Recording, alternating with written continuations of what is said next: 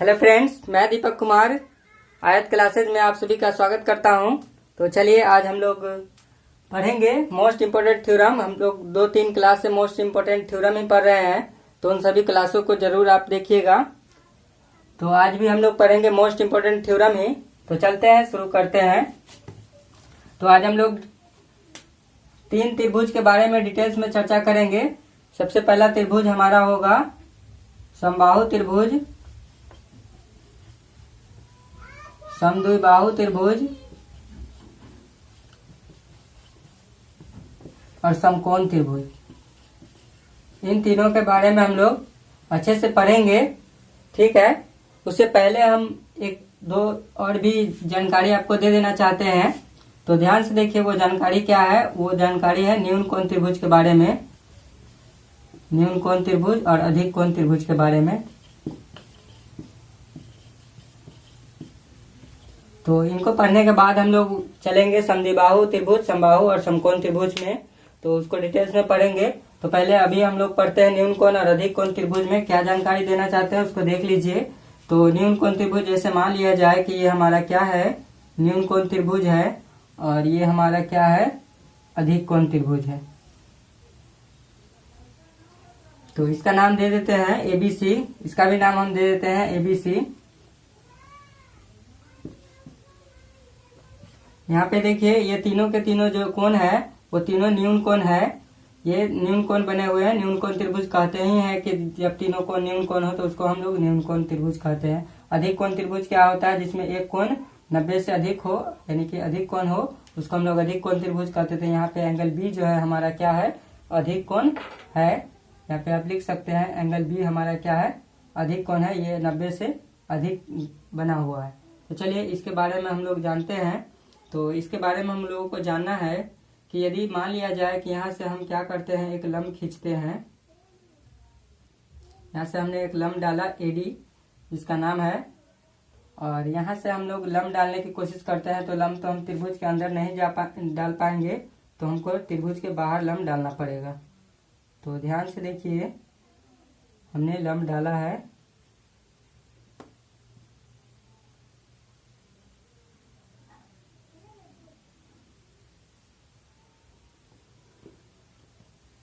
यहाँ भी लंब हमने AD डाला है, यहाँ भी लंब हमने AD डाला है। तो यहाँ पे अगर मान लीजिए आपको थ्योरम यही पढ़ना है कि AC स्क्वायर जो बराबर होता है वो किसके बराबर होता है, तो AB square plus BC square और -2BC गुने BD होता है। तो इन थ्योरम को याद रखेंगे, बहुत ही मोस्ट इम्पोर्टेंट है। तो चलिए, और इसमें भी वही चीज होता है, AC स्क्वायर जब हम AC निकालना चाहते हैं तो AC स्क्वायर बराबर होता है AB square plus BC square plus 2BC BD। तो इसको याद रखेंगे, दोनों में सेम है, AB square plus BC square. देखिए AB square plus BC square है, 2BC BD है, 2BC BD है, बस माइनस और प्लस का अंतर है। तो न्यून कोण और अधिक कोण त्रिभुज के बारे में आपको ये जानकारी रखनी बहुत जरूरी है। बात समझ रहे हैं। जब हम तीसरी भुजा AC निकालने की कोशिश करते हैं तो इस तरह से हम लोग उसको निकालते हैं। तो ये थ्योरम मोस्ट इम्पोर्टेंट था, इसको याद रखेंगे। चलिए अब हम लोग चलते हैं आगे, उसमें समबाहु, समद्विबाहु और समकोण त्रिभुज के बारे में पढ़ते हैं। तो यहाँ इसको मिटाते हैं, इसका स्क्रीनशॉट ले लीजिएगा आप लोग। चलिए,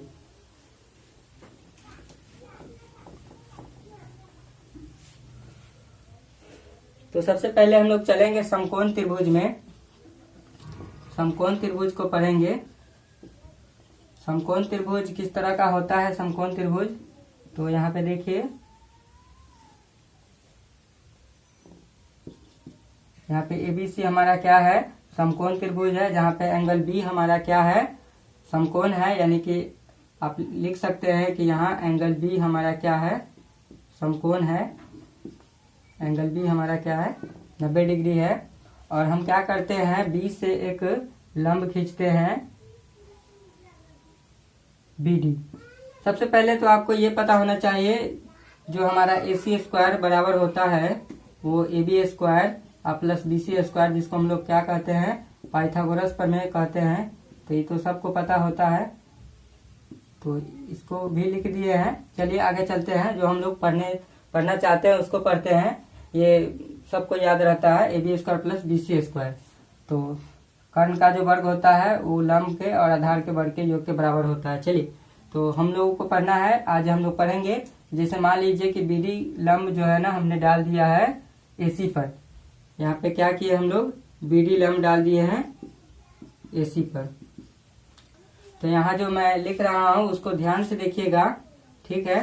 तो क्या क्या चीज बदलाव होंगे, क्या क्या चीज होंगे इसमें। तो सबसे पहला चीज हम लोगों को जानना है कि यहाँ जो लंब डालते ही ये दो त्रिभुज में बट गया है, ये हमारा ABC, ठीक है। तो ये जो दो त्रिभुज, ये दोनों जो त्रिभुज होंगे वो ABC के समरूप होंगे, ठीक है। तो ध्यान दीजिएगा, त्रिभुज ABC के समरूप जो होंगे वो कौन कौन दो त्रिभुज होंगे। तो एक त्रिभुज का नाम होगा त्रिभुज ADB, और दूसरे समरूप त्रिभुज कौन होंगे, उसका नाम होगा त्रिभुज BDC। ये दोनों समरूप हो, ये तीनों त्रिभुज समरूप होगा, यानी कि तीन त्रिभुज, एक दो ये त्रिभुज और तीसरा हमारा जो ABC था समकोण त्रिभुज, वो ये दोनों त्रिभुज जो है हमारे ABC के समरूप होगा। और ये दोनों भी आपस में समरूप होगा, यानी कि तीन त्रिभुज हमारे पास बना, ये दो, एक दो, और तीसरा जो हमारा ABC था वो तीनों एक दूसरे के समरूप होंगे। और आपको एक चीज और याद रखनी है, BD स्क्वायर बराबर क्या होगा, तो AD बटे CD होगा। तो ध्यान से देखिए, इन सब चीजों को आप नोट कर लीजिए। अभी मैं इसका प्रूफ कराऊंगा, अभी देखेंगे हम लोग इसका प्रूफ कि किस तरह से ये तीनों त्रिभुज एक दूसरे के समरूप होंगे, ठीक है। और ये किस तरह से ये BD स्क्वायर बराबर AD बटे CD आता है, उसको भी हम लोग देखेंगे, इसका प्रूफ हम लोग देखेंगे। तो इसको आप लोग लिख लीजिए। अभी इसको हम रहने देंगे, बाकी को मिटाते हैं और इसका प्रूफ हम लोग देखते हैं, इसका प्रूफ देखते हैं। तो चलिए प्रूफ की ओर चलते हैं।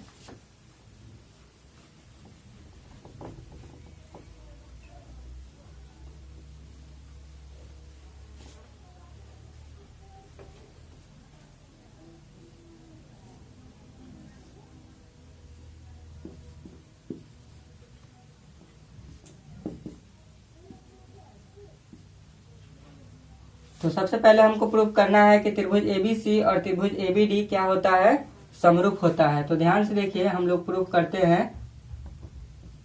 त्रिभुज ABC और त्रिभुज ADB क्या होगा, समरूप होगा। तो कैसे प्रूव करेंगे, तो हम लोग चलेंगे पहले त्रिभुज ABC और त्रिभुज ADB,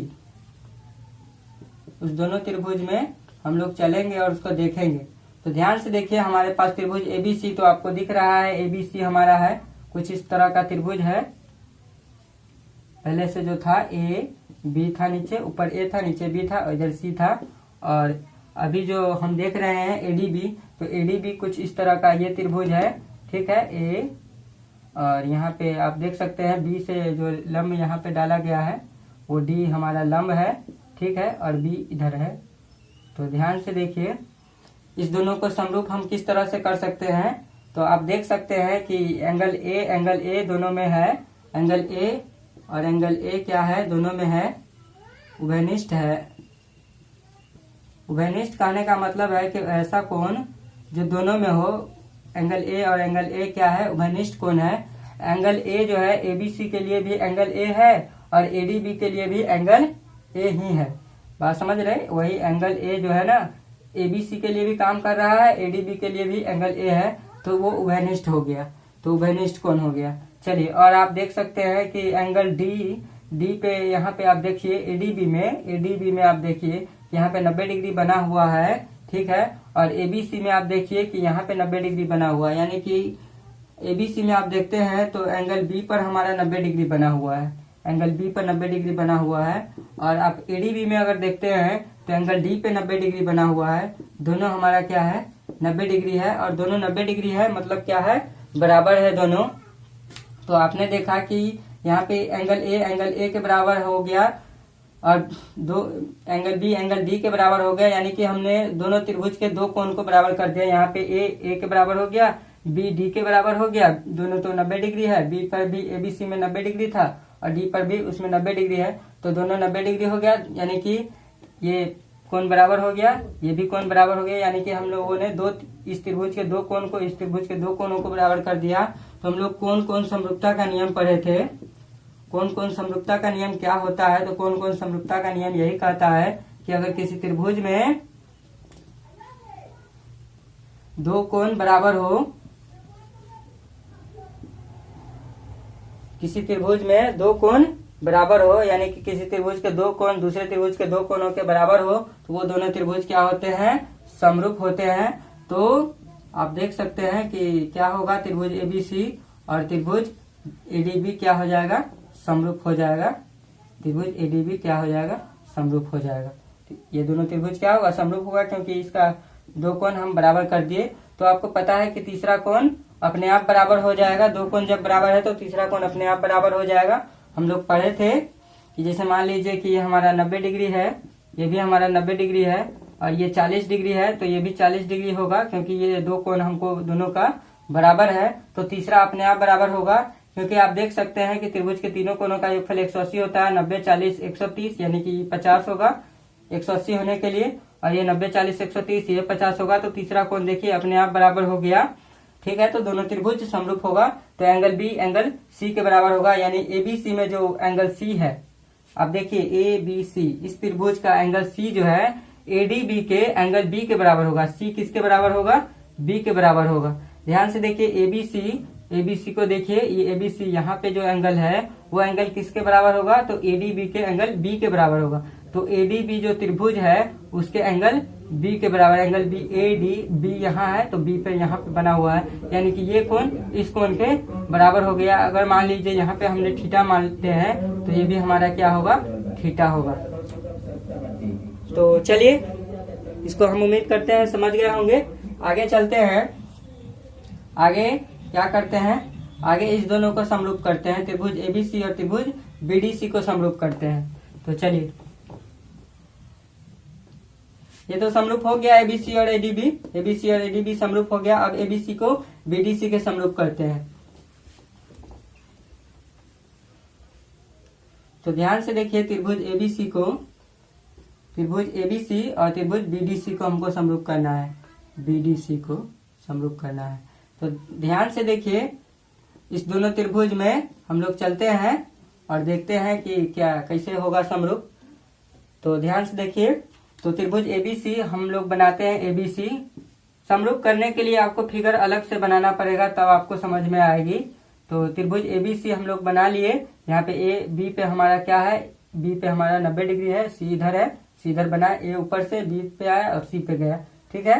और बीडीसी हमको बनाना है, बीडीसी, तो बीडीसी कहाँ है, ये है बीडीसी। तो बी से हम लोग चलेंगे डी पे, बी ऊपर रहेगा, डी पे आएंगे, डी पे हमारा लंब है और सी इधर होगा। तो इस तरह से आप लोग बनाइए,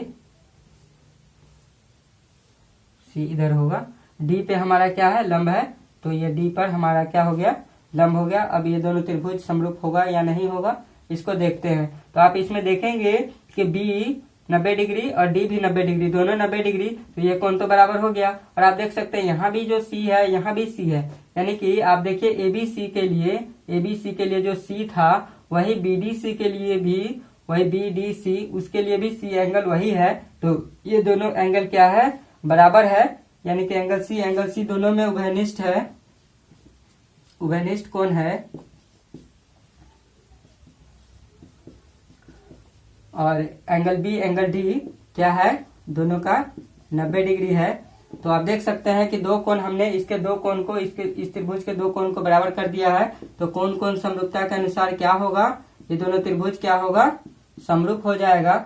और दोनों त्रिभुज समरूप हो जाएगा, यानी कि त्रिभुज एबीसी और त्रिभुज बीडीसी क्या हो जाएगा, समरूप हो जाएगा। तो हमने प्रूव कर दिया, त्रिभुज एबीसी और त्रिभुज बीडीसी क्या होगा, समरूप होगा। ध्यान से देखिए, एबीसी और बीडीसी हमने बनाया था दोनों को, और दोनों हमारा क्या होगा, समरूप हो गया। इसमें एक चीज आपको पता होगा कि जब किसी भी त्रिभुज के दो कोण बराबर हो तो तीसरा कोण खुद बराबर होता है। तो एंगल ए और एंगल बी यहाँ पे बराबर होगा। तो एंगल ए यानी कि त्रिभुज एबीसी में जो एंगल ए बना हुआ है, ध्यान से देखिए त्रिभुज एबीसी को, यहाँ पे एबीसी आपका है, ये फिगर हमारा रफ फिगर है, ये हम लोगों ने ये हम लोगों ने बनाया है अपने अपने खुद को समझने के लिए, यानी कि मतलब कि प्रूव करने के लिए हम लोगों ने इस फिगर को बनाया है। तो ये हमारा फिगर नहीं है, ये फिगर अपने यूज के लिए बनाया गया है। तो इस फिगर में देखिए एबीसी को, तो ध्यान से देखिए एबीसी यहाँ पे आपको दिख रहा है और बीडीसी यहाँ पे आपको दिख रहा है।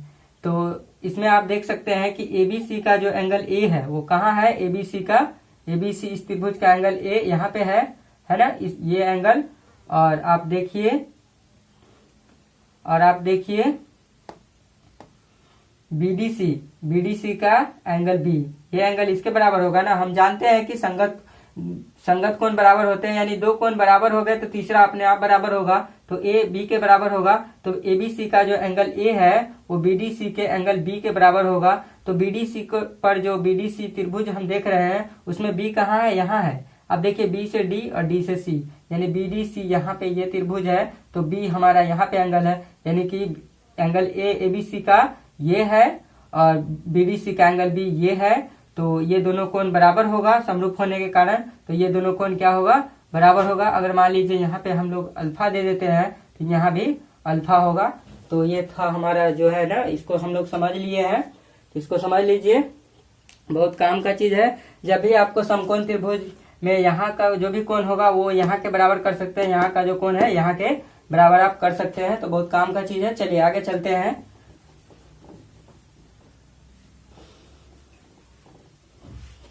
आगे हम लोगों को देखना है बीडी स्क्वायर एडी और सीडी के समरूप हुआ कि नहीं। तो हम समझ गए कि ये इसके समरूप है, ये इसके समरूप है, तो ये दोनों भी क्या होगा, समरूप होगा। तो ये दोनों त्रिभुज भी क्या होता है, समरूप। तीनों का तीनों एक दूसरे के समरूप होता है। तो इन दोनों त्रिभुज को हम लेते हैं त्रिभुज एबीडी, क्या त्रिभुज एडीबी, त्रिभुज एडीबी और त्रिभुज बीडीसी को लेते हैं और दोनों को देखते हैं। तो हम जानते हैं कि ये दोनों भी क्या होगा, समरूप होगा। तो हम समरूप कर देते हैं त्रिभुज एडीबी और त्रिभुज बीडीसी। अगर ये दो त्रिभुज ये इसके समरूप है, ये भी इसके समरूप है, तो ये दोनों भी एक दूसरे के समरूप होगा। तो चलिए ध्यान से देखिए इस दोनों त्रिभुज को, त्रिभुज एडीबी और त्रिभुज बीडीसी को। तो एडीबी आप देखेंगे तो ये त्रिभुज है और बीडीसी आप देखेंगे तो ये त्रिभुज है, तो ये दोनों भी क्या होता है, समरूप होता है। तो हम रफ फिगर एक बनाते हैं छोटा सा। तो ध्यान से देखिए एडीबी, तो एडीबी यानी ए से डी पे आना है, डी से बी पे जाना है, ए से डी पे और डी से बी पे चले गए, यानी डी पे हमारा क्या है 90 डिग्री है, ए डी बी। डी पे हमारा क्या है 90 डिग्री है और बी पे गए तो डी पे हमारा 90 डिग्री। तो यहाँ पे देखिए और आगे चलते हैं, क्या है दूसरा बीडीसी। तो बी से डी पे जाना है, बी से डी पे और इधर सी है।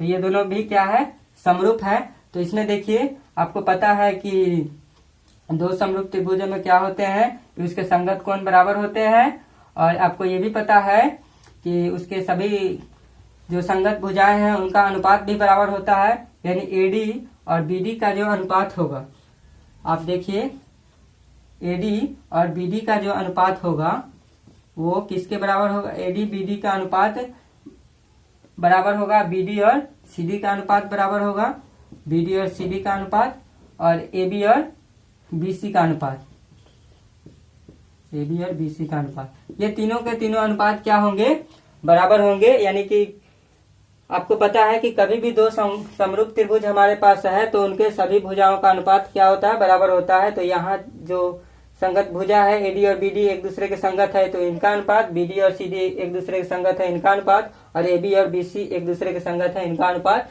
यानी कि ये तीनों अनुपात क्या होंगे, तीनों अनुपात बराबर होंगे। बात समझ गए होंगे। तो इसमें से हम एक को मिटाते हैं, इस दो से हमारा एक फॉर्मूला बन रहा है। यहाँ पे देखिए अगर मान लीजिए कि यहाँ पे आप क्रॉस गुना करा देते हैं तो बीडी स्क्वायर बराबर क्या हो जाएगा, तो एडी गुने सीडी होगा, एडी गुने सीडी होगा। तो यहाँ पे भी हम लोगों ने क्या किया, प्रूव कर लिया। तो इस फॉर्मूला को हम लोगों ने प्रूव कर लिया। तो ये सब चीजें हैं जो आपको याद रखनी है। तो चलिए हम लोग प्रूफ देख लिए। अब आगे चलते हैं। तो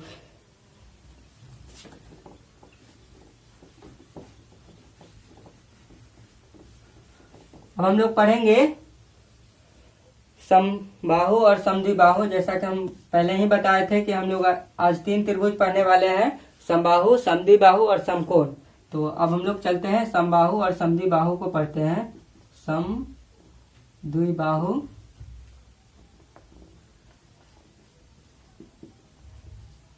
और समबाहु, दोनों त्रिभुज को देखेंगे तो समद्विबाहु मतलब आपको पता है कि किसी भी त्रिभुज में दो भुजा बराबर है तो वो क्या है, समद्विबाहु है। और समबाहु क्या होता है कि तीनों भुजा बराबर है तो वो क्या है, समबाहु है। तो ध्यान से देखिए, इस त्रिभुज में मान लिया जाए कि ए बी क्या है, ए सी के बराबर है। दो भुजा बराबर हमको करना है, द्विबाहु समद्विबाहु है, यानी दो भुजा हमको क्या करना है, बराबर करना है। तो मान लीजिए कि ए बी और ए सी क्या है, इसमें बराबर है और ये समबाहु है, तो इसमें क्या है, तीनों भुजा क्या है, बराबर है।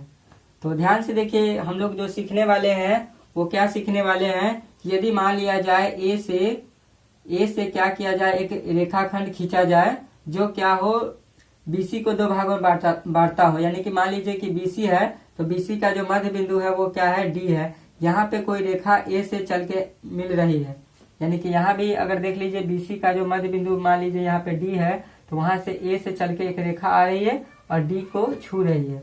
ध्यान से देखिए,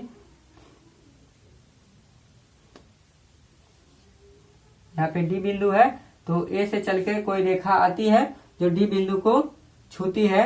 यानी कि डी बिंदु क्या है, तो डी बिंदु है इस दोनों का मध्य बिंदु, यानी मतलब दोनों का मध्य बिंदु नहीं, सॉरी, बीसी का मध्य बिंदु है। ठीक है, तो बीसी का जो मध्य बिंदु है, यानी कि इन दोनों बीसी को दो बराबर भागों में बांट दिया जाता है, यानी बीडी और सीडी क्या है, दो बराबर भाग है।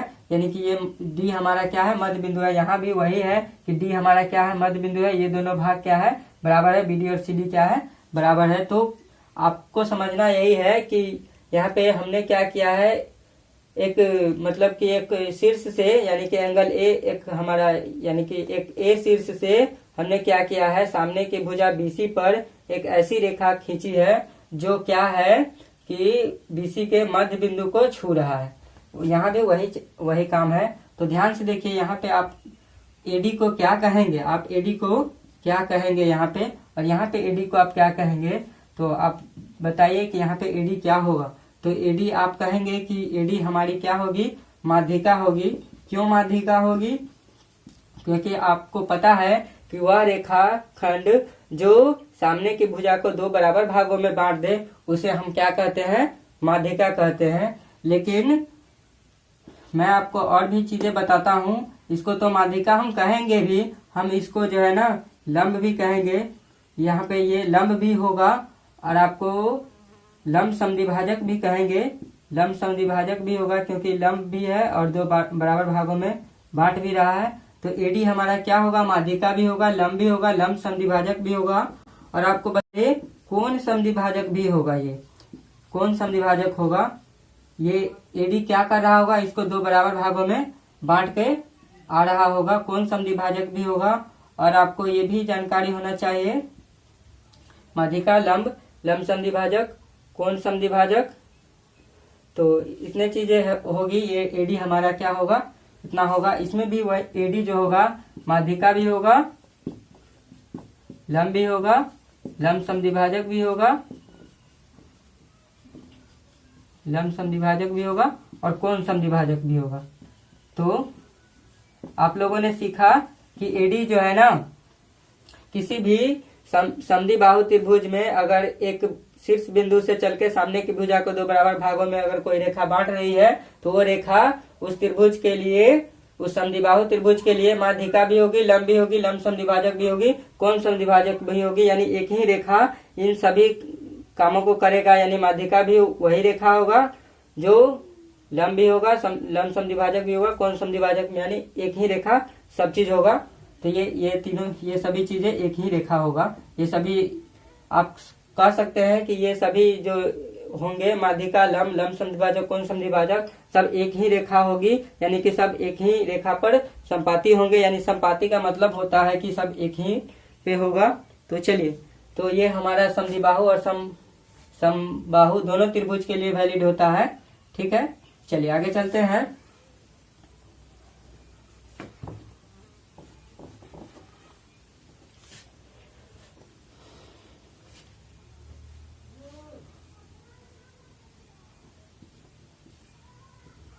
आपको पता है कि यहाँ पे क्या है कि ये समद्विबाहु है, यानी कि इसमें ए बी और ए सी क्या है, बराबर है। ये दोनों क्या है, एक दूसरे के बराबर है। और यहाँ पे आपको पता है कि ए बी बी सी ए सी तीनों बराबर है, ए बी बी सी ए सी तीनों बराबर है।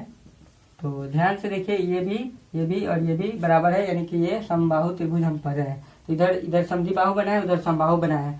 तो समद्विबाहु त्रिभुज में क्या होता है कि यदि मान लिया जाए इस शीर्ष बिंदु बी से हम एक रेखाखंड खींचते हैं, यानी कि एक लंब खींचते हैं जो यहाँ एसी पर है, और यहाँ से सी से एक लंब डालते हैं जो ए बी पर हो, ठीक है।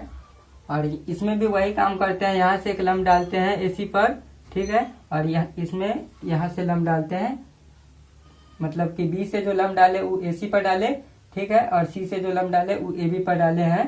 तो ध्यान से देखिए, इस लंब का नाम हम दे देते हैं एम, और यहाँ लिख देते हैं एन, यहाँ एम और यहाँ एन। तो ध्यान से देखिए, इसमें हमने क्या किया है, बी से जो लंब डाला है, क्या कह सकते हैं इसका नाम ए सी, यानी कि बी से जो लंब डाला गया है बी एम, वो किस पर डाला गया है, वो ए सी पर डाला गया है। और क्या किया गया है, सी से एक लंब डाला गया है जिसका नाम है सी एन, वो किस पर, ए बी पर डाला गया है। वही चीज यहाँ भी है, बी से जो लंब डाला गया है बी एम वो ए सी पर, बी एम लंब है किस पर, ए सी पर। और सी एन लंब है किस पर, सी एन लंब है ए बी पर, सी एन लंब है ए बी पर। तो ध्यान से देखिएगा, इसमें आपको समझना यही है कि ये जो बी एम जो लंब है, ठीक है, और ये जो आपका सी एन लंब है, ये दोनों क्या होगा, बराबर होगा, ठीक है। और इसमें भी बी एम और सी एन क्या होगा, बराबर होगा। ये बात आपको याद रखनी है। तो बहुत ही काम का चीज है कि यदि किसी समद्विबाहु त्रिभुज में किसी शीर्ष बिंदु से दो और अगर लंब डाला जाता है तो दोनों लंब क्या होते हैं, बराबर होते हैं। बात समझ रहे हैं। और समबाहु त्रिभुज में भी वही होता है कि शीर्ष बिंदु से अगर दोनों ओर लंब डाला जाता है तो वो लंब क्या होते हैं, बराबर होते हैं। तो समबाहु समद्विबाहु दोनों के लिए होता है बराबर, तो याद रखेंगे। चलिए आगे चलते हैं।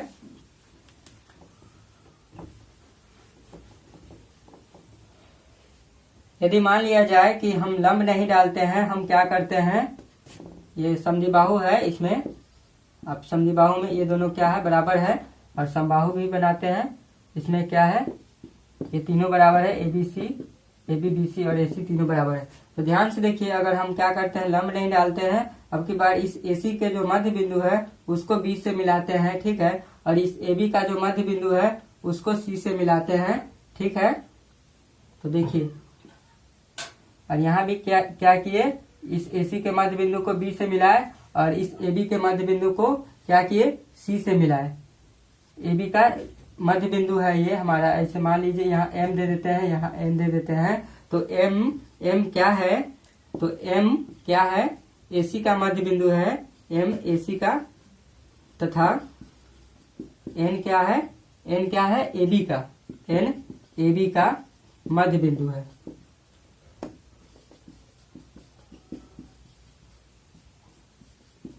मध्य बिंदु हो तो क्या होगा, और इसमें भी यदि एम क्या हो, एसी का, तथा एन क्या हो, ए बी का मध्य बिंदु हो, तो क्या होगा। तो ध्यान से देखिए, तो आपको पता होना चाहिए कि बी एम और सी एन क्या होगा, बराबर होगा। ध्यान दीजिए, इसमें भी क्या होगा, बी एम और सी एन क्या होगा, बराबर होगा। याद रखेंगे, यदि अगर बी एम क्या हो, एसी का मध्य बिंदु हो, ठीक है ना, मतलब सॉरी, बी एम क्या हो, बी एम एक ऐसी रेखाखंड हो जो एसी का मध्य बिंदु से मिलाया गया हो, और सी एन एक ऐसी रेखाखंड हो जो ए बी के मध्य बिंदु से मिलाया हो, तो बी एम और सी एन क्या होगा, बराबर होगा। वही बात यहाँ भी है, वो मध्य बिंदु को मिलाया गया होगा तो हमारा क्या होगा, बी एम और सी एन बराबर होगा। चलिए, इस चीज को समझ गए होंगे, आगे चलते हैं।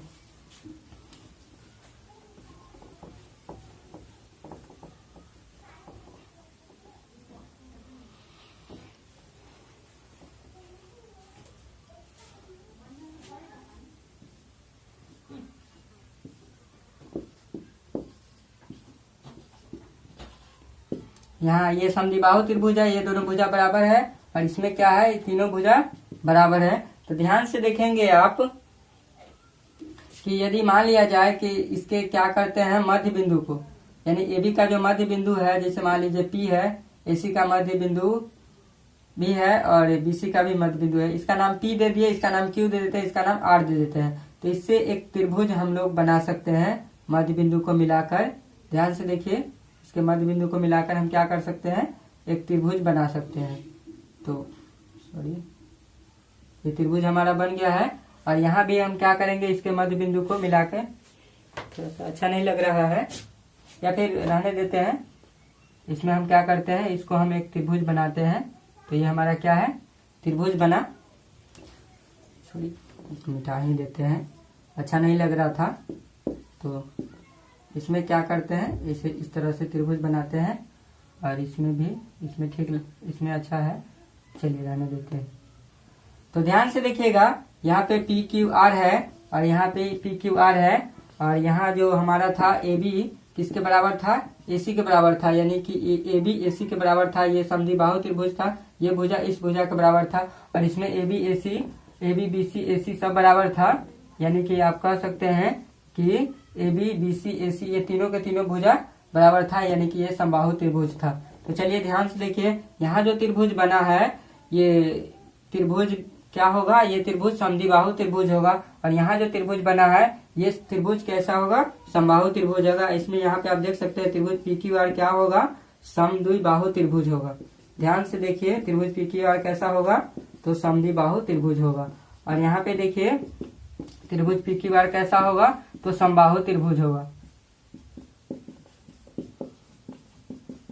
और आपको एक चीज और समझना है, समबाहु त्रिभुज होगा तो आपको पता है कि तीनों के तीनों भुजा बराबर होगा। समबाहु यानी कि सभी भुजा बराबर हो, यानी PQ QR और PR क्या होगा, बराबर होगा। लेकिन इसमें कौन सी भुजा बराबर होगा, इसमें समद्विबाहु यानी दो ही भुजा बराबर होगा।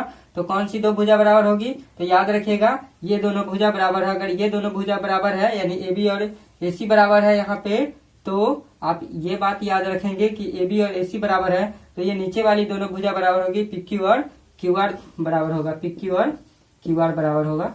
तो चलिए, तो हम उम्मीद करते हैं आपको समझ में आया होगा। तो आगे चलते हैं, तो इसको मिटाया जाए। तो आज हम लोग तीनों त्रिभुज पढ़ लिए हैं। आज हम लोग समबाहु, समकोण और समद्विबाहु तीनों त्रिभुज पढ़ लिए हैं अच्छे से डिटेल्स में। तो आज के लिए इतना ही रहने देते हैं, टाइम ज्यादा हो गया, वीडियो लंबा हो जाएगा, इसलिए आज के लिए इतना ही रहने देते हैं। तो आप लोगों को वीडियो देखने के लिए धन्यवाद। और वीडियो पसंद आए तो वीडियो को लाइक, शेयर एंड हमारे चैनल को सब्सक्राइब जरूर करें। तो मिलते हैं अगले वीडियो में, तब तक के लिए धन्यवाद।